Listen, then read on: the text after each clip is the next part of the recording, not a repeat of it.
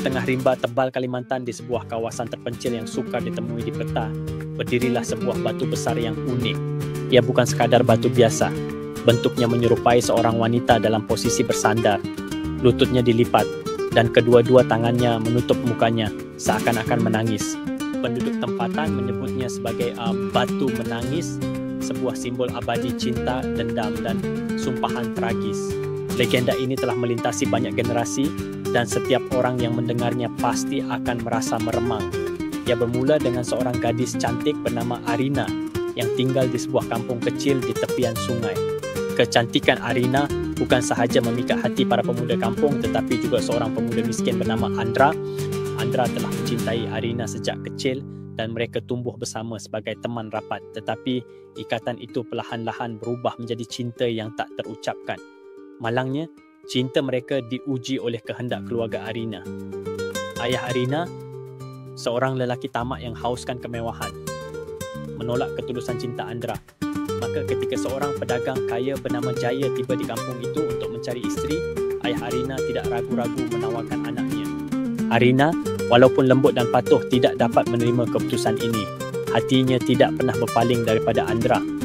Di sinilah bermulanya tragedi. Mengetahui perkahwinan Arina semakin dekat, Andra memutuskan untuk bertemu dengannya di tepi sungai yang menjadi tempat rahsia mereka. Malam itu, di bawah sinar bulan, Andra memohon Arina lari bersamanya. Tetapi Arina tidak sanggup melawan kehendak keluarganya. Dia hanya menangis dan dengan hati yang berat, mereka mengucapkan selamat tinggal untuk terakhir kalinya. Namun takdir seringkali kejam.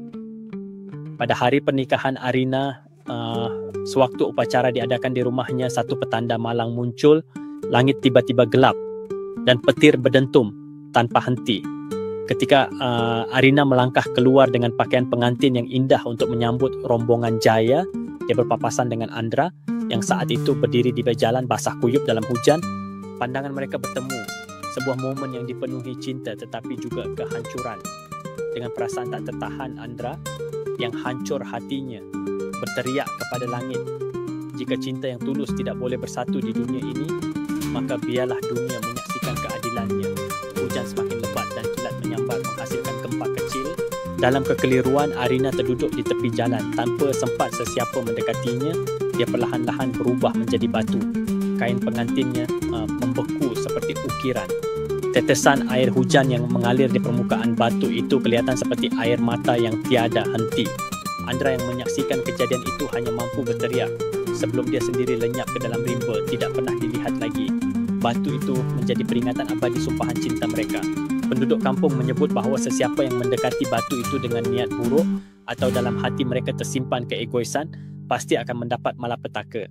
Ada yang mengatakan pada malam-malam tertentu, tangisan lemah seperti suara seorang wanita boleh didengar dari arah batu itu. Malah, sesetengah orang yang berani menjelajah pada waktu malam mendakwa melihat bayangan seorang lelaki mengelilingi batu tersebut, seolah-olah masih meratapi kehilangannya.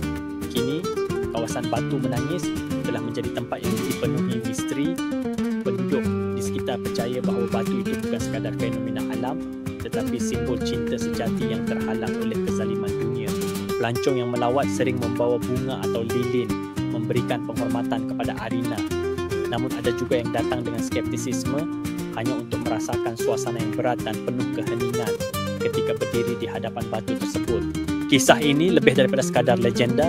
Ia memberikan pengajaran cinta sejati itu suci, tetapi manusia seringkali mengotorinya dengan nafsu, tamak dan keegoisan. Ia juga kisah tentang pengorbanan dan rasa kehilangan. Dalam kehidupan kita sering diingatkan bahawa keputusan yang kita buat, sama ada besar atau kecil, mempunyai kesan yang tidak terjangka. Kadang-kadang kesan itu tidak hanya menyentuh individu tetapi semua orang di sekeliling mereka. Jadi jika suatu hari anda berpeluang melawat batu menangis di Kalimantan, ambillah waktu sejenak untuk merenung. Ingatlah bahawa setiap cinta mempunyai cerita, tetapi tidak semua cerita berakhir dengan bahagia. Di depan batu yang menangis, kita semua diingatkan bahawa keputusan yang kita ambil hari ini mungkin menjadi kenangan atau sumpahan untuk generasi yang akan datang. Jangan lupa like, share dan subscribe untuk lebih banyak kisah-kisah dari seluruh Nusantara. Terima kasih.